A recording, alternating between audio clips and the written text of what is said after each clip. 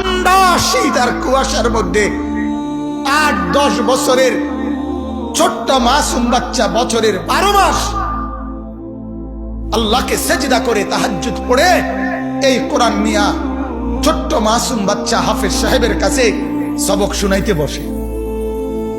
আর অথচ 40 বছরের, 50 বছরের, 30 বছরের জোয়ান মানুষ বছরের পর বছর ফজরের নামাজ না পড়ে সারা রাত সকাল 8টা পর্যন্ত ঘুমায়। আছে না এমন নাফরমান? কথা বলেন না কেন? তাহলে ওই নাফরমানদের কারণে সূর্য উঠে। আরে রাখায় তোরা তো ঘুমে থাকস, তোরা লেগে সূর্য উঠবে কেন?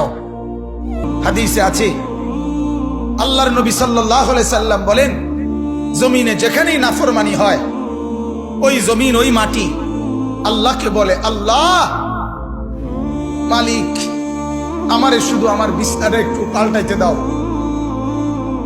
তোমার এই বান্দা নাফরমানি করছে, আমার উপরে দাঁড়ায়া জিনা করছে, বেবিচার করছে, মোবাইলের মধ্যে উলঙ্গ ছবি দেখছে ঘন্টার পর ঘন্টা।